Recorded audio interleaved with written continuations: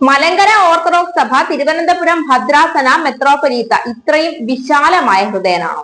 Nalanchira orthodox പള്ളിയിലെ assistant വികാരി John Varghese കത്തനാരുടെ സത്യപ്രസ്താവന വായിച്ചപ്പോൾ തോന്നിയത് കൊണ്ട് ചോദിച്ചു പോയതാണ്.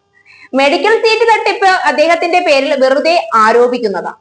ഇങ്ങനെയും ഒരു കത്തനാരെ ക്രൂശിക്കുമോ? അഥവാ ഒരു പരാതി കിട്ടിയാൽ നടപടിയെടുക്കാൻ തിരുമേനിക്ക് അധികാരമുണ്ടോ? സിനഡ് കൂടി വേണം നടപടിയെടുക്കാൻ. തിരുമേനിക്ക് അതറിയില്ലേ? 934 ഭരണഘടന തിരുമേനി വായിച്ചു പഠിക്കണം. ആ സത്യപ്രസ്താവന വായിച്ചപ്പോൾ ഞാൻ പോലും കരഞ്ഞുപോയി. പോലീസിൽ പരാതി കൊടുത്തിട്ടുണ്ടല്ലോ, പോലീസ് അന്വേഷിച്ച് കുറ്റം തെളിയട്ടെ, എന്നിട്ട് വേണമായിരുന്നു നാലാഞ്ചിറ പള്ളിയിൽ നിന്നും മാറ്റാൻ.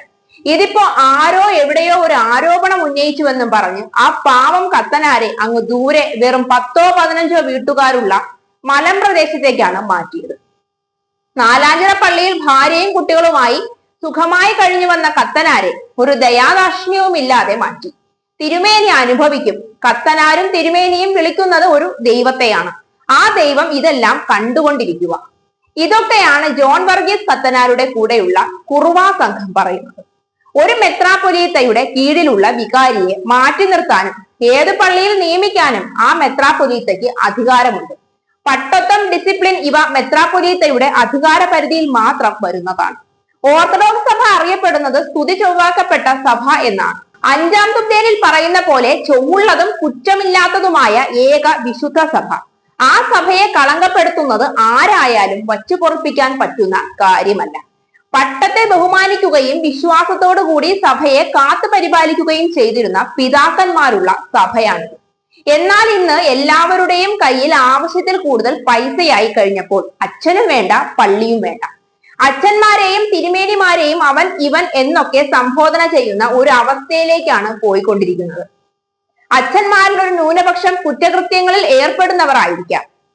അതിനെ ചൂണ്ടിക്കാണിക്കുന്നവരിൽ എത്ര പേർക്ക് അതിനുള്ള യോഗ്യതയുണ്ടെന്ന് സ്വയം ഒന്ന് വിലയിരുത്തണം.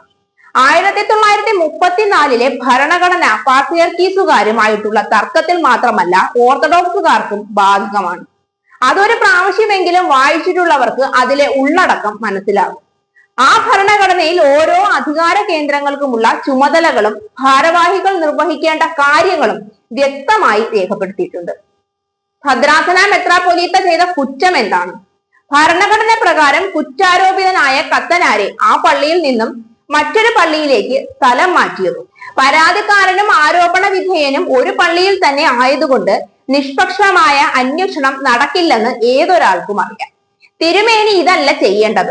സസ്പെൻഡ് ചെയ്തു മാറ്റി നിർത്തുകയാണ് വേണ്ടത്. അത് ചെയ്യാഞ്ഞത് തിരുമേനിയുടെ വലിയ മനസ്സ്.